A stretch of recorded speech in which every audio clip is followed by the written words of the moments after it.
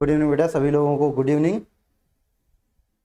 Class होगी बेटा, कुछ थोड़ा प्रॉब्लम थी, इस वजह से क्लास स्टार्ट लेट से हुई। गुड इवनिंग सभी लोगों को, गुड इवनिंग। ठीक है, सभी लोगों को गुड इवनिंग बेटा, सभी को गुड इवनिंग। चले, तो आज की क्लास में हम लोग डिस्कस करेंगे किसके ऊपर? आज की क्लास में हम डिस्कस करेंगे भाई एकक सेलों के ऊपर। ठीक है, लास्ट टाइम पे हमने ठोसों के बारे में सारी बातें कर ली थी। जो ठोस से आयनिक ठोस, आणविक ठोस, धात्विक ठोस, उन सभी की बातें हमने कर ली थी। ठीक है, तो आज हम जो है बात करेंगे बेटा किसकी? आज हम लोग बात करेंगे एकक सेल की। आज का हमारा टॉपिक क्या होने वाला है? एकक सेल और उसके प्रकार। तो सबसे पहले कुछ छोटे छोटे टर्म्स जो इस चैप्टर में आपको यूज आने वाले हैं उनकी हम बात करेंगे। जैसे सबसे पहले हमारा यूनिट सेल होगा, एकक सेल होगा। ठीक है, तो सबसे पहले बात करेंगे इसकी यूनिट सेल या एकक सेल की। तो यूनिट सेल या एकक सेल क्या होते हैं, इन्हीं के बारे में पहले चर्चा करते हैं। तो ऐसी वह छोटी से छोटी संरचना जो बार बार दोहराकर पूरे क्रिस्टल का निर्माण करती है, वही हमारी एकक सेल कहलाती है।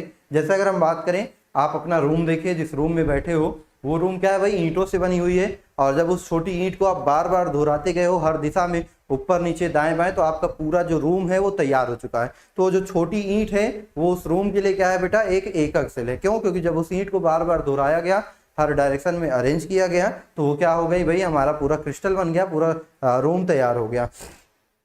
तो कोई भी ऐसी छोटी से छोटी संरचना, जैसे हमारी बॉडी ही बेटा किससे बनी? सेल से। छोटी सेल है, वो सेल बार बार रिपीट होती गई तो पूरी विशालकाय बॉडी का निर्माण हो गया। इतनी बड़ी हमारी क्या हो गई बेटा? शरीर का निर्माण हो गया, है ना। तो यही होता है कि ऐसा छोटी से छोटी संरचना या वह छोटी से छोटी संरचना जो बार बार दोहराकर पूरे जालक का या पूरे क्रिस्टल का निर्माण करती है, उसे हम क्या बोलते हैं? एकक सेल कहते हैं। ठीक है, समझ गए होंगे। अगली बात करते हैं बेटा, अगली बात हम करेंगे किसकी? जालक की। जालक संरचना की, लैटिस की बात करेंगे। लैटिस क्या होता है भाई? एकक सेल के बार बार दोहराने से जिस संरचना का निर्माण होता है उसे हम क्या बोलते हैं? जालक कहते हैं। जैसे जब एकक सेल को बार बार दोहराया गया तो पूरा रूम बना, तो ये जो रूम बन गया, ये जो आपकी बिल्डिंग बन गई, 2 मंजिला, 3 मंजिला, 10 मंजिला, जितनी इमारत बनी होगी उसमें छोटी यूनिट क्या होगी? एकक सेल जो आपकी होगी वो एक ईंट होगी, है ना। तो जब आपने ईंट को बार बार दोहराया तो आपके पूरा जो रूम है वो तैयार हो गया। ये रूम क्या हो गया? जालक हो गया। तो वह छोटी से छोटी संरचना जो बार बार दोहराकर पूरे जालक को बनाएगी, एकक सेल कहलाएगी। और जालक एकक सेल के बार बार दोहराने से जिस संरचना का निर्माण होता है उस संरचना को हम जालक कहते हैं। जालक के बाद हम बात करेंगे बेटा किसकी? जालक बिंदु की। एक टर्म और आएगा अपन के पास, कौन सा? जालक बिंदु, लैटिस पॉइंट। लैटिस पॉइंट, जालक बिंदु। ठीक है, तो ये क्या होते हैं? आइए इनके बारे में बात करते हैं भाई। तो किसी भी एकक सेल में, किसी भी ठोस में या किसी भी जालक संरचना में क्या होंगे भाई? परमाणु, अणु या आयन व्यवस्थित होंगे। जैसा कि आपको पता ही है कि जो ठोस होते हैं भाई वो कणों से मिलकर बने होते हैं, तो उनमें कणों की व्यवस्था होगी कुछ ना कुछ भाई। जैसे ये है, तो यहाँ पे क्या है?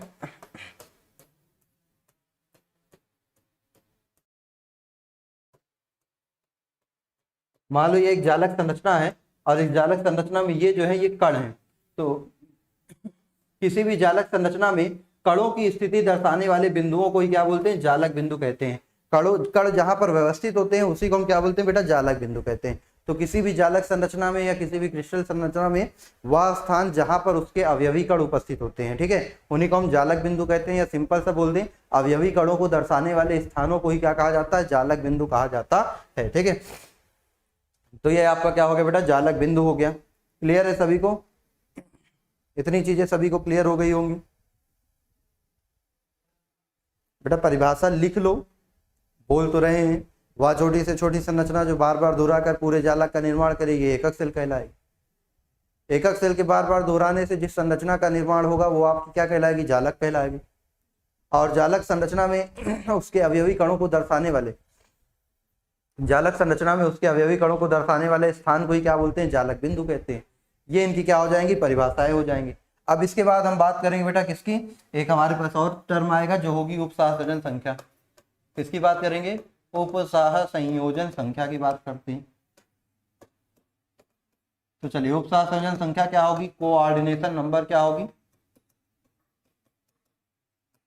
कोऑर्डिनेशन नंबर क्या होगी? इस पे भी चर्चा कर लेते हैं। तो ध्यान दीजिएगा, किसी भी जालक संरचना में या किसी भी ठोस में कोई भी कण जितने अवयवी कणों से घिरा होगा, जैसे देखो अगर हम एक संरचना बनाए, हमने ये संरचना बनाई, अब इस संरचना में हमने क्या किया भाई? कण कुछ हमारे इस प्रकार से व्यवस्थित है, कण हमारे कुछ इस प्रकार से क्या है, व्यवस्थित है। तो इस संरचना में देखो, इस संरचना में इस कण को देखो, अगर इस कण को देखोगे तो कितने नजदीक के कणों से घिरा हुआ है, 1 2 3 और 4। तो किसी भी जालक संरचना में या किसी भी ठोस में कोई अवयवी कण जितने नजदीक के अवयवी कणों से घिरा होता है वही उसकी क्या होती है, उपसहसंयोजन संख्या। जैसे इसकी उपसहसंयोजन संख्या कोऑर्डिनेशन नंबर कितनी है, 4 है। तो किसी भी जालक संरचना में कोई अवयवी कण जितने नजदीक के कणों से या जितने पास के कणों से घिरा होता है वही उसकी उपसहसंयोजन संख्या होती है। जैसे इसकी उपसहसंयोजन संख्या 4 है। अगर हम इस संरचना की बात करें जो हम बना रहे हैं, इस संरचना को आप ध्यान से देखिएगा, तो इस संरचना में देखिएगा एक कण जो है 6 निकटवर्ती कणों से घिरा हुआ है। एक कण जो है वो 6 निकटवर्ती कणों से घिरा हुआ है। तो इसकी जो उपसहसंयोजन संख्या है वो कितनी हो जाएगी, 6 हो जाएगी। वो कितनी हो जाएगी बेटा, 6 हो जाएगी। तो किसी भी जालक बिंदु, किसी भी जालक संरचना में कोई अवयवी कण जितने नजदीक के कणों से घिरा होता है वही उसकी उपसहसंयोजन संख्या कहलाती है। जैसे इसमें ये 4 कणों से घिरा है तो इसकी उपसहसंयोजन संख्या 4 है। ये 6 कणों से घिरा है तो इसकी उपसहसंयोजन संख्या क्या है, 6 है। मान लो कोई क्यूब ले लेते हैं हम, यहाँ पे हमने एक क्यूब ले लिया। अब इस क्यूब में देखो सभी कॉर्नर पे एक एक एटम है और एक एटम यहाँ बीच में है। तो ये जो बीच वाला एटम है ये कितने कणों से गिर गया, 1 2 3 4 5 6 7 8, ये 8 कणों से गिर गया। तो इसकी उपसहसंयोजन संख्या कितनी हो जाएगी, 8 हो जाएगी। तो किसी भी संरचना में कोई अवयवी कण जितने नजदीक के कणों से घिरा होता है वही उसकी क्या होती है बेटा, उपसहसंयोजक संख्या हो जाती है। ये बात आपको क्लियर हो गई होगी। ठीक है, तो एक बार लिख लेंगे इसको भी कि किसी भी ठोस में या किसी भी क्रिस्टल जालक में कोई भी कण जितने नजदीक के कणों से घिरा होता है उसकी उपसहसंयोजन संख्या कहलाती है। ठीक है, अब हमें जो पढ़ना है, हमें पढ़ना है एकक सेल के प्रकार। क्या पढ़ने बेटा, एकक सेल के प्रकार। तो चलिए देखते हैं एकक सेल के कितने प्रकार होंगे, आइए उस पर भी चर्चा करते हैं। तो हम लोग बात करेंगे टाइप्स ऑफ यूनिट सेल, एकक सेल के प्रकार। एकक सेल के प्रकार, types of unit cell, types of unit cell, एकक सेल के प्रकार। तो एकक सेल के अगर हम प्रकारों की बात करें तो एकक सेल कितने प्रकार के होते हैं भाई। एकक सेल जो होंगे वो 2 प्रकार के होंगे। मुख्यतः एकक सेल कितने प्रकार के होंगे, 2 प्रकार के होंगे। एक होगा आद्य या आद्य या सरल घन एकक सेल, आद्य या सरल घन एकक सेल। दूसरा होगा बेटा केंद्रित घन एकक सेल, केंद्रित घन एकक सेल। पहला होगा आद्य या सरल घन एकक सेल और दूसरा होगा केंद्रित घन एकक सेल। और फिर इसके अंडर में भी हम भाई बनाए, ये तो आपका एक ही हो गया, ये पहला एक ही टाइप का रहेगा ये। इसको हम बोलेंगे प्रिमिटिव, प्रिमिटिव और सिंपल क्यूबिक यूनिट सेल। और अगर इसकी बात करें तो इसको बोलेंगे सेंटर्ड क्यूबिक यूनिट सेल। ठीक है, अब बात करें तो इसके अंडर में भी फिर आपको मिलेंगे कई। जैसे कि सबसे पहले हम बात करें तो आएगा अंतः केंद्रित घन एकक सेल, अंतः केंद्रित घन एकक सेल सबसे पहला ये होगा। दूसरा जो आपका होगा वो हो जाएगा बेटा फलक केंद्रित घन एकक सेल, फलक केंद्रित घन एकक सेल। तीसरा आपका हो जाएगा अंत्य केंद्रित घन एकक सेल। और चौथा इसी में होगा बेटा आपका जिसको हम बोलेंगे कोर केंद्रित घन एकक सेल। ठीक है, तो हमारे पास कुल जो अंतः केंद्रित घन केंद्रित घन एकक सेल होते हैं, केंद्रित घन एकक सेलों में ये 3 आपके एनसीईआरटी बुक में या आपकी रेफरेंस बुक जो भी आपकी जो भी बुक होगी उसमें ये तीनों आपके दिए हुए हैं। ये आपके पास नहीं दिया है तो इसके बारे में भी हम जान लेंगे कि ये क्या होते हैं। ठीक है, तो सबसे पहले बात करते हैं बेटा इसी को, इस पहले वाले को ही मूल घन एकक सेल भी कहते हैं, इसको ही आद्य को ही मूल घन एकक सेल भी कहते हैं। ठीक है, ये मूल घन एकक सेल, फंडामेंटल यूनिट सेल इसी को बोलते हैं। ठीक है, मूल घन एकक सेल या आद्य घन एकक सेल या सरल घन एकक सेल इसी को कहते हैं। फिर से आप ध्यान से समझिएगा कि एकक सेल दो प्रकार के होंगे। एक कौन सा होगा बेटा, एक होगा मूल या आद्य या सरल घन एकक सेल, दूसरा होगा केंद्रित घन एकक सेल। फिर केंद्रित घन एकक सेल के अंदर में भी भाई 4 आएंगे, इनके बारे में हम स्टडी करेंगे। इसको स्क्रीनशॉट मारो तो फिर हम लोग एक एक को एक्सप्लेन करते हैं। अब आपको एक बात ध्यान रखनी बेटा, पूरे चैप्टर में जब हम आपसे कहेंगे क्या भाई क्यूब, हम अगर आपसे बात करेंगे किसके, क्यूब की, तो अगर हमने कहीं पे क्यूब का नाम लिया तो क्यूब का मतलब हो जाएगा भाई कि वो है एकक सेल। क्यूब का मतलब क्या हो जाएगा, एकक सेल। अगर हम क्यूब का नाम लेंगे तो क्यूब का मतलब होगा एकक सेल। और अगर हम गोले की बात करेंगे तो ये जो गोले होंगे ये क्या होंगे, परमाणु होंगे। अगर हम गोले की बात करेंगे तो गोले क्या होंगे, हमारे परमाणु होंगे। गोले क्या होंगे बेटा, परमाणु। ठीक है, तो गोले परमाणु होंगे।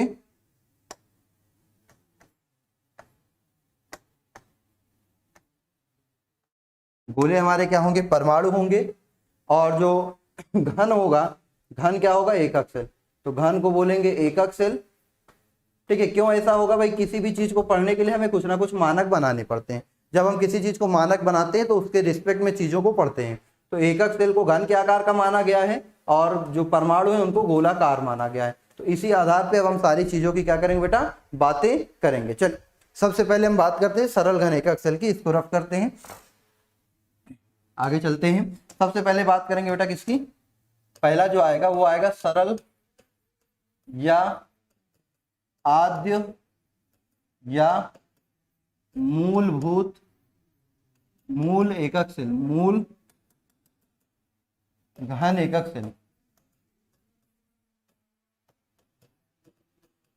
ठीक है, सिंपल और प्रिमिटिव और फंडामेंटल।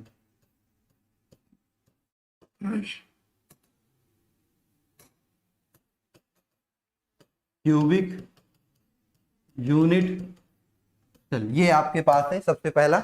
अब इसमें क्या होता है बेटा, ध्यान से समझिएगा, इसमें क्या होता है, इसमें होता है, इसमें सबसे पहला जो होगा वो होगा, ध्यान समझिएगा, ऐसा एकक सेल, हम बात करेंगे इसकी, तो ऐसा एकक सेल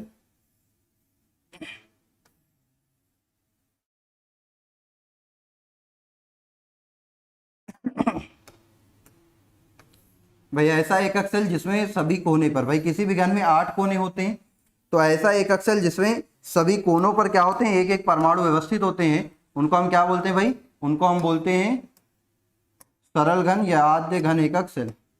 ऐसे एकक सेल जिसमें सभी कोने पर क्या होते हैं, परमाणु व्यवस्थित होते हैं, उन्हीं को हम क्या बोलते हैं, सरल या आद्य घन एकक सेल कहते हैं। उन्हीं को हम क्या बोलते हैं बेटा, सरल या आद्य घन एकक सेल कहते हैं। जैसे ये है, इसमें क्या है भाई, सभी कोने पर एक एक परमाणु व्यवस्थित है। इसमें क्या है, सभी कोनों पर एक एक परमाणु क्या है बेटा, व्यवस्थित है। तो सभी कोनों पर एक एक परमाणु व्यवस्थित है, तो इस प्रकार के एकक सेल को ही क्या बोलते हैं बेटा, आद्य घन एकक सेल कहते हैं। तो ऐसा एकक सेल जिसमें सभी कोनों पर एक एक परमाणु व्यवस्थित होते हैं, उन्हें हम सरल या आद्य घन एकक सेल कहते हैं। शॉर्ट में इसको पीसीसी या एससीसी बोलेंगे। तो जब भी हम पीसीसी या एससीसी का नाम लेंगे, आपके दिमाग में तुरंत क्या आ जाना चाहिए, आपके दिमाग में तुरंत आनी चाहिए किसकी बात बेटा, सरल घन एकक सेल की। तो यहाँ पे देखो क्या होता है, ऐसा एकक सेल जिसमें सभी कोने पर, इसमें परमाणु कहाँ व्यवस्थित होते हैं, इसमें परमाणु व्यवस्थित होते हैं बेटा सभी कोनों पर। कहाँ होते हैं, सभी कोनों पर व्यवस्थित होते हैं। और दूसरी चीज बात करें तो किसी भी एक एकक सेल में कुल कितने परमाणु होंगे, तो उसको हम बोलते हैं बेटा प्रभावी परमाणु संख्या। क्या बोलते हैं, प्रभावी परमाणु संख्या। तो प्रभावी परमाणु संख्या को हम लिखते हैं जेड से। किससे लिखते हैं, कैपिटल जेड से, कैपिटल जेड से लिखते हैं। तो कैपिटल जेड कितना हो जाएगा, तो आप ध्यान से देखिएगा भाई, अगर किसी भी यूनिट सेल को आप देखोगे तो भाई कोई भी जो यूनिट सेल है वो इस प्रकार का दिख रहा है, लेकिन अगर कोई भी जालक देखोगे तो कोई जालक एक एकक सेल से तो मिलकर बनेगा नहीं। भाई जो रूम है, पूरा रूम केवल एक पूरा कमरा एक ईंट से तो बना नहीं है, ढेर सारी ईंट हैं जो आपस में क्या है भाई, जुड़े हुए रखे हैं। तो अगर हम बात करें कि हमारा जो ये भी एकक सेल है, जो आपका क्रिस्टल है, वो एक एकक सेल से मिलकर नहीं बना है, तो फिर कैसे होगा, आओ देखते हैं। सबसे पहले बात बनाते हैं,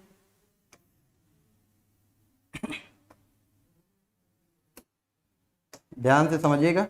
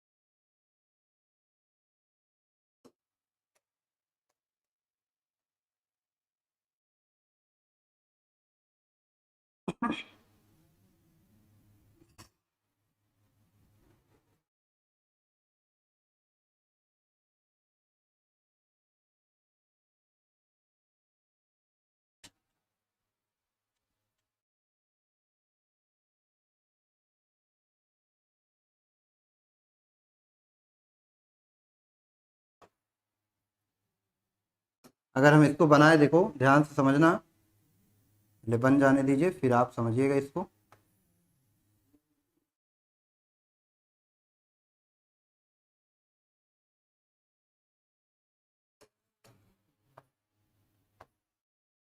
चल देखिए, अगर हम बात करें यहाँ पे, हम्म,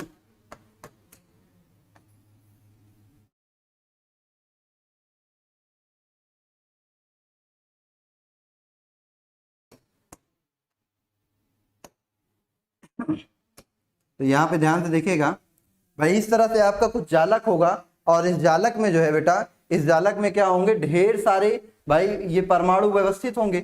अब इस जालक के भाई पीछे तरफ भी क्या हो भाई, ये मान लो एक जालक संरचना है जिसमें ढेर सारे एकक सेल क्या हैं, आपस में व्यवस्थित हैं। तो अगर आप देखिएगा बेटा, अगर आप देखिएगा, मान लो यहाँ पे हम कोई परमाणु रख दें, अगर हम यहाँ पे मान लो इस कॉर्नर पे, इस कॉर्नर पे कोई परमाणु, यहाँ पे कोई परमाणु रख दें, सपोज करो अगर हम यहाँ पे कोई परमाणु रख दें, कहाँ पे, यहाँ पे, तो यहाँ पे जो परमाणु रखा है अगर आप ध्यान से देखो तो क्या ये परमाणु केवल एक एकक सेल की साझेदारी में है? नहीं, ये जो परमाणु है ये 1 2 3 4 अभी दिख रहे हैं, अभी और भी एकक सेल हैं जो बने नहीं हैं।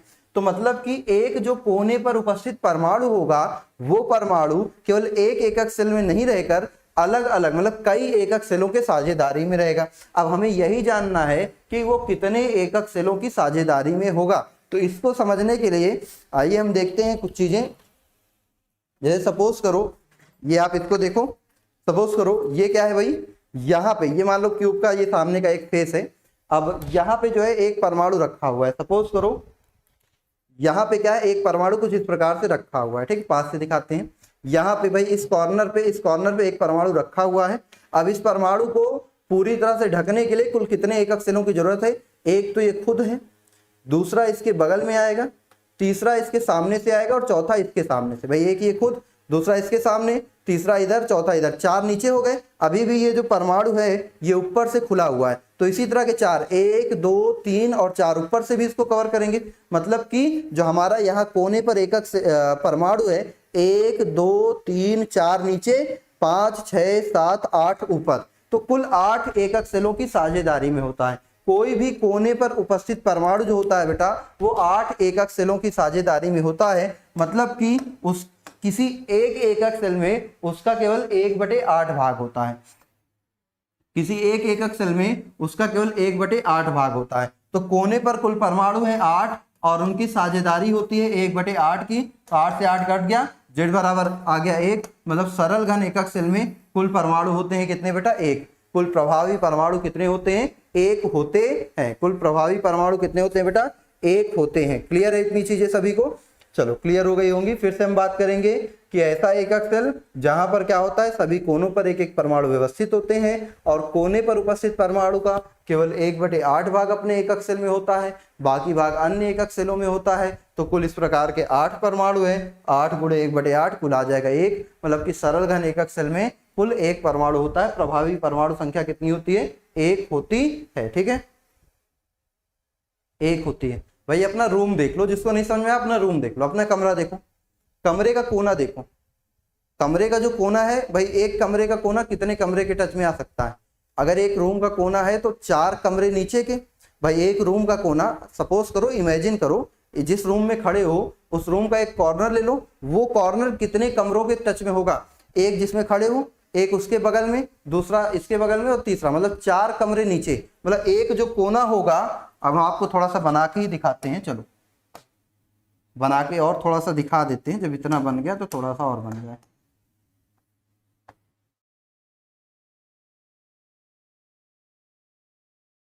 देखो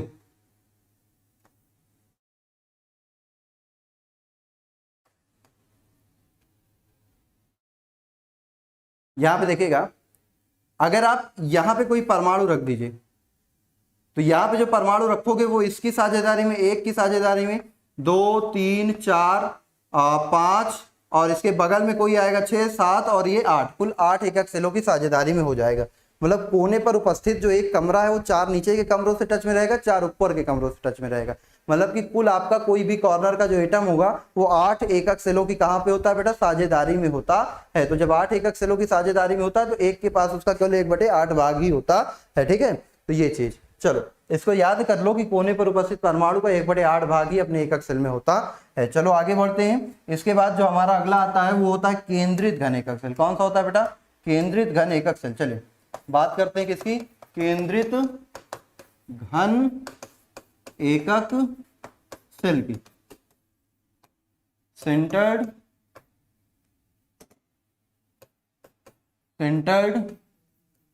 क्यूबिक यूनिट सेल, केंद्रित घन एकक सेल। तो केंद्रित घन एकक सेल में क्या होता है बेटा, ऐसा एकक सेल जिसमें कोनों के अलावा भी किन्हीं अन्य पोजीशन पर, जिनमें कोनों के अलावा भी किन्हीं अन्य स्थानों पर परमाणु व्यवस्थित होते हैं। ऐसा एकक सेल जिसमें कोनों के अलावा भी किन्हीं अन्य स्थानों पर परमाणु व्यवस्थित होते हैं उन्हें हम बोलते हैं केंद्रित घन एकक सेल। क्या बोलते हैं बेटा, केंद्रित घन एकक सेल कहते हैं। अब इसके अंदर में जो आएगा सबसे पहला वो आएगा अंतः केंद्रित घन एकक सेल। कौन सा आएगा, अंतः केंद्रित घन एकक सेल। इसके अंडर में पहला आएगा भाई केंद्रित घन एकक सेल। क्या है, ऐसा एकक सेल जिसमें कोनों के अलावा किन्हीं अन्य स्थानों पर भी परमाणु व्यवस्थित होते हैं उन्हें हम बोलते हैं क्या भाई, केंद्रित घन एकक सेल। और इसके अंडर में जो आएगा सबसे पहला वो आपका आएगा कौन सा, अंतः केंद्रित घन एकक सेल, जिसको शॉर्ट में बोलेंगे क्या बेटा, बीसीसी। क्या बोलेंगे, बीसीसी। अगर अपन लोग बीसीसी बोलेंगे मतलब अंतः केंद्रित की बात होगी। चलो अब बात करते हैं फिर से इसकी।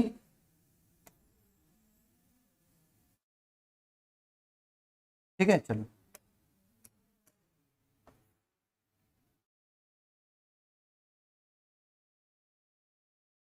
देखिएगा यहाँ पे इस प्रकार के एकक सेल में क्या होता है, सभी कोने पर एक एक परमाणु होते हैं। सभी कोने पर क्या होते हैं बेटा, एक एक परमाणु होते हैं। और सभी कोनों के साथ साथ एक परमाणु कहाँ पे होता है बेटा, एक परमाणु इसके केंद्र पर भी होता है। एक परमाणु कहाँ पे होता है, इसके केंद्र पर भी होता है।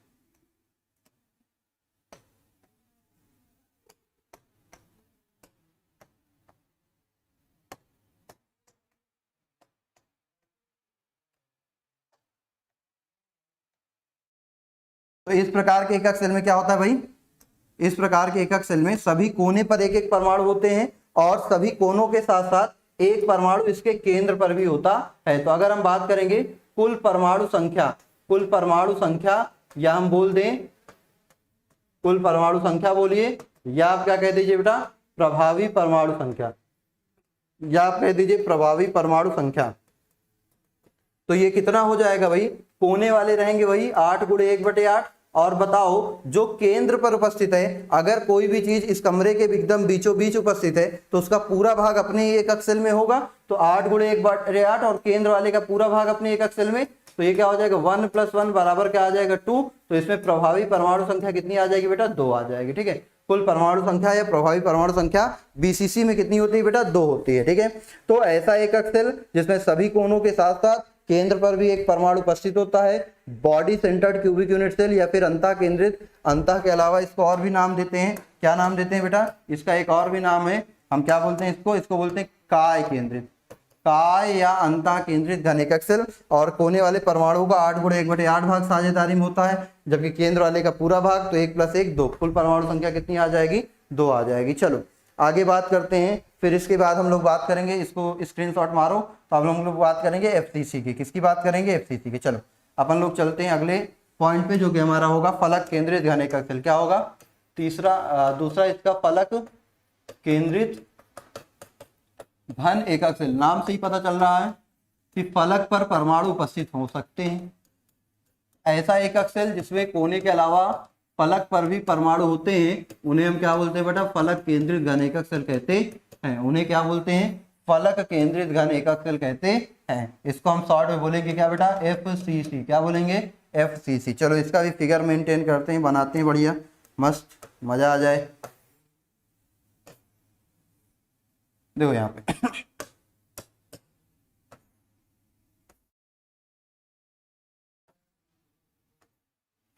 भाई इस प्रकार के एकक सेल में क्या होता है, सभी कोने पर एक एक परमाणु होते हैं, सभी कोने पर क्या होते हैं, एक एक परमाणु होते हैं, और सभी कोनों के साथ साथ बेटा सभी फलकों पर भी क्या होते हैं, एक एक परमाणु व्यवस्थित होते हैं। सभी फलकों पर भी एक एक परमाणु, ये ऊपर वाली फलक का परमाणु हो गया, ये बगल वाली का हो गया, ये पीछे वाली का हो गया, ये सामने फलक वालों को अलग रंग से बना देते हैं। तो फलक वाले परमाणुओं को हम बनाते हैं रेड कलर से। ये यहाँ एक हो गया, ये इस फलक पे हो गया, ये पीछे वाली फलक पे हो गया, ये सामने वाली फलक पे हो गया, ये बगल वाली फलक का हो गया, और ये नीचे वाली फलक का हो गया, इस तरीके से।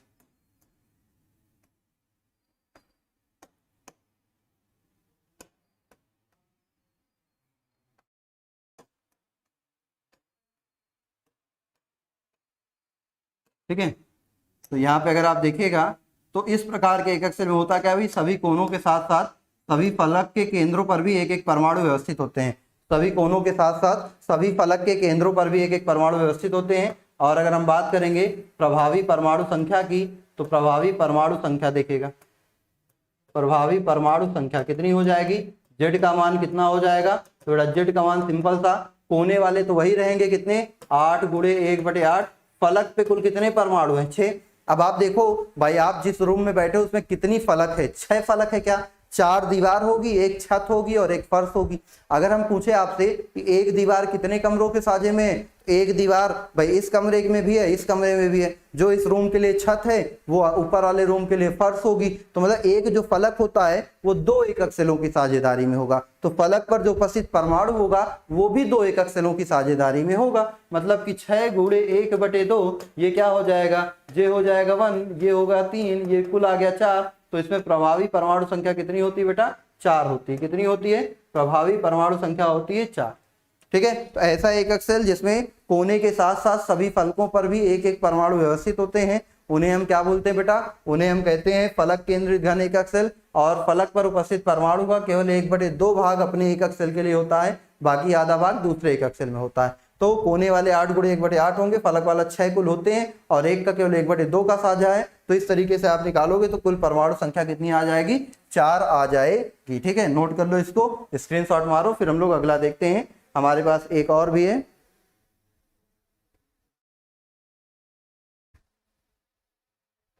ओके बेटा।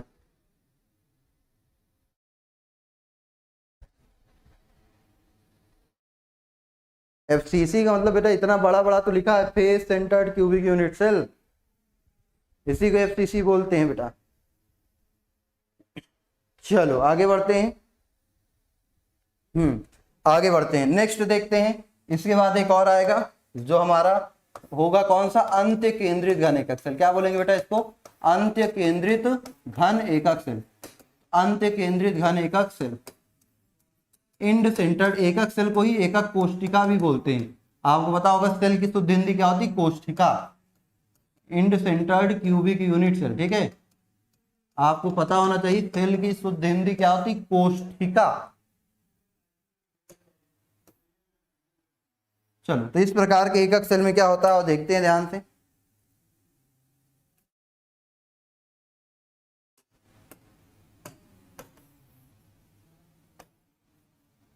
इस प्रकार के एकक सेल में क्या होता है ये देखते हैं भाई। इस प्रकार के एकक सेल में सभी कोने पर एक एक परमाणु होंगे, सभी कोनों पर क्या होंगे, एक एक परमाणु होंगे,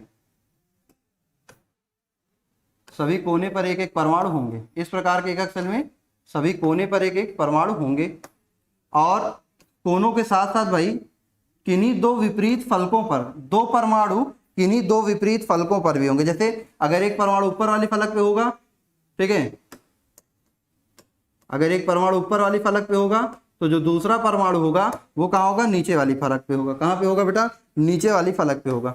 इस प्रकार से अगर ये परमाणु भाई यहाँ ना होते, अगर एक परमाणु कहाँ पे होगा, एक परमाणु इस साइड में होगा तो एक इसके सामने वाले पे होगा। ठीक है, तो मतलब किन्हीं भी 2 विपरीत फलकों पर क्या होंगे, 2 परमाणु व्यवस्थित होते हैं। कोनों के साथ साथ किन्हीं भी 2 विपरीत फलकों पे क्या होते हैं, 2 परमाणु व्यवस्थित होते हैं।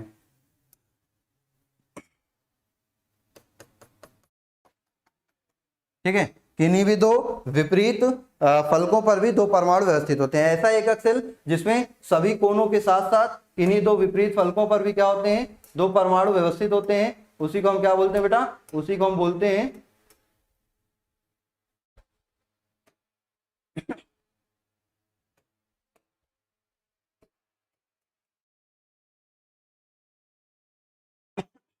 अंत केंद्रित घन एकक सेल।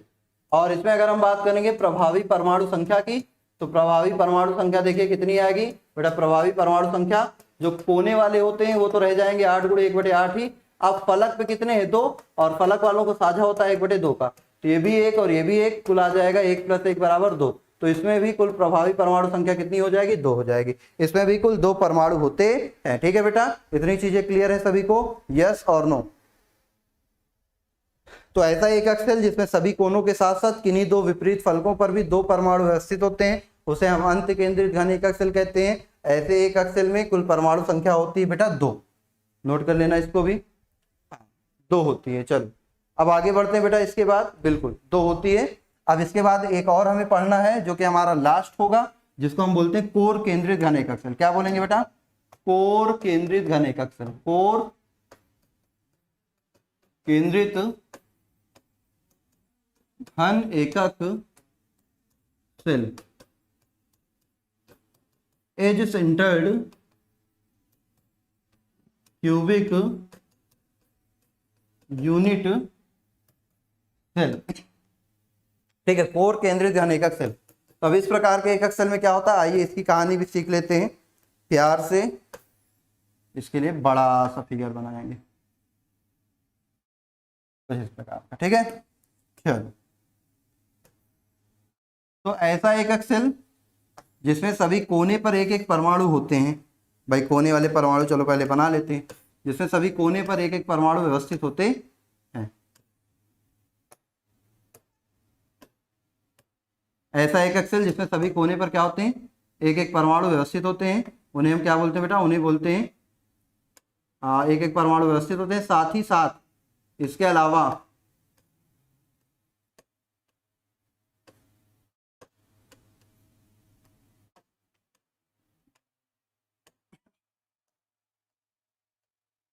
भाई कोने के साथ साथ प्रत्येक फलक के केंद्र पर भी एक एक परमाणु होते हैं। सॉरी, प्रत्येक कोर, ये कोर 1 2 3 4 5 6 7 8 9 10 11 12, कुल कितनी कोरें होती हैं बेटा? 12 कोर होती है।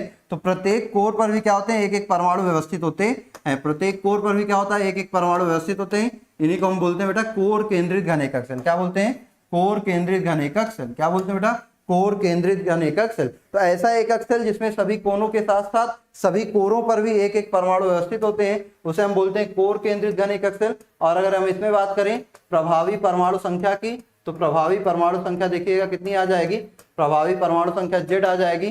भाई कोने वाले तो रहेंगे 8 × 1/8, और फलक कोर कितनी है? 12। और कोर पर उपस्थित जो परमाणु है, कोर कितनी है बेटा? 12 है। और कोर पर उपस्थित जो परमाणु है, भाई एक कोर जो होगी, देखो रूम का एक किनारा देखो तो वो 4 कमरों की साझेदारी में होगा। अगर हम आपको यहाँ रफली बना के समझाएं, एक एकक सेल अगर दिखाएं हम आपको, तो जैसे ये है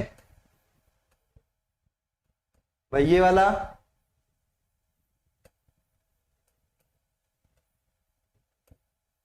देखो यहाँ पे, अगर आप इसको ध्यान से देखो इस एज को, तो ये एज कितने की साझेदारी में? 1 2 3 और 4। तो कोई कोर जो होती है वो 4 एकक सेलों की साझेदारी में होती है। मतलब कोर वाले परमाणु का केवल 1/4 भाग अपने एकक सेल में होता है। कोर वाले परमाणु का केवल 1/4 भाग क्या होता है? अपने एकक सेल में होता है, बाकी दूसरे एकक सेल में होता है। ठीक है, तो ये 1/4 हो जाएगा। 8 × 1/8 प्लस ये 3 बराबर कितना? 4 × 3 = 12। ये भी आ जाएगा 4। कितना आ जाएगा? 4। तो ऐसा एकक सेल जिसमें प्रत्येक कोने के साथ साथ प्रत्येक कोर पर भी क्या होते हैं बेटा? एक एक परमाणु होते हैं, उन्हें हम बोलते हैं कोर केंद्रित घन एकक सेल। कोने पर उपस्थित परमाणु का 1/8 भाग अपने एकक सेल के लिए होता है, जबकि जो कोर पर उपस्थित परमाणु होता है उसका 1/4 भाग ही अपने एकक सेल के लिए होता है, बाकी अदर एकक सेल के लिए होता है। ठीक है बेटा, तो यहां से आपका क्या होता है बेटा? ये आपका एकक सेल होते हैं खत्म। एकक सेलों के प्रकार भी होते हैं क्या? खत्म। अब हम लोग इसके आगे की बात करेंगे बेटा अगले दिन पे। ठीक है, इसके आगे की बातें करेंगे अगले दिन पे। क्रिस्टल तंत्र, ब्रेविस जालक, इन सब चीजों की बात हम लोग नेक्स्ट डे पे शुरू करेंगे। ठीक है, तो आज के लिए बस इतना ही रखते हैं। ठीक है, फिर अगले दिन हम लोग मिलते हैं नए टॉपिक के साथ। तब तक के लिए सभी लोगों को बाय बाय। ओके बेटा, ओके, चलिए।